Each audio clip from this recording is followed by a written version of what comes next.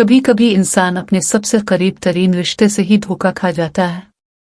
दर्द तब और बढ़ जाता है जब वो रिश्ता आपके शौहर का हो, जिसे आपने दिल से चाहा हो, इसके साथ ख्वाब बाने हों और अपनी जिंदगी के सबसे कीमती लम्हे इसे सौंप दिए हों।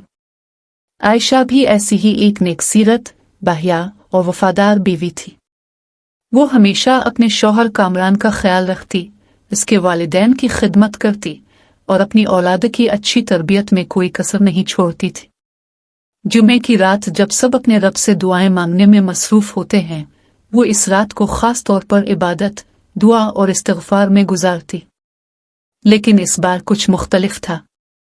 इसकी आंखें नम थीं, दिल टूटा हुआ था और लबों पर एक बेआवाज़ फरियाद थी। कामरान ने कई महीने से इससे बातचीत कम कर दी थी।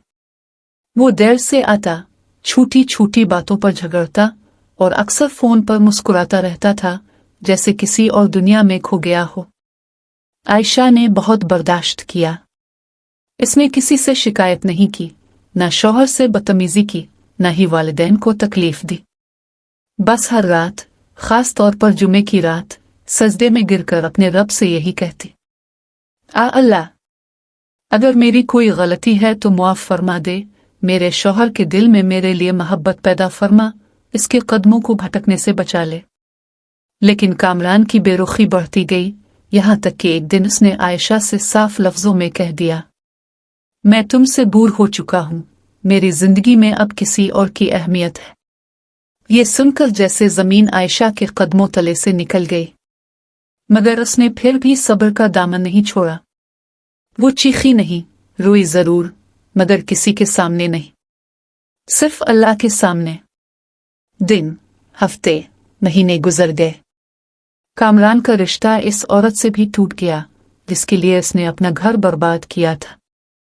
वो औरत सिर्फ वक्ती खुशी थी, जब हालात बदले तो उसने भी कामरान को छोड़ दिया। कामरान को अब एहसास हुआ कि जिसे वो छोड़ आया था, वो दरअसल उसकी असल जिंदगी थी। आयशा, जो बगैर किसी लालच के उसकी खैरखा थी, उसकी इज्जत थी, इसके बच्चों की माँ थी।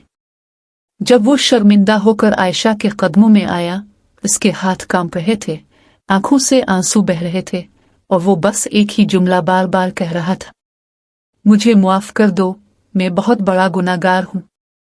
आयशा ने इसे मुआफ तो कर दिया, क्योंकि वो जानती थी कि औरत का ज़र्फ मुआफ करना होता है, लेकिन दिल के अंदर जो जख्म थे वो हमेशा ताज़ा रहते हैं। प्यारे दोस्तों, इस कहानी से हमें ये सबक मिलता है कि एक वफादार बीवी का दिल कभी ना दिखाओ, खासकर इस बीवी का जो तुम्हारी खातिर अपना सब कुछ छोड़ आई हो।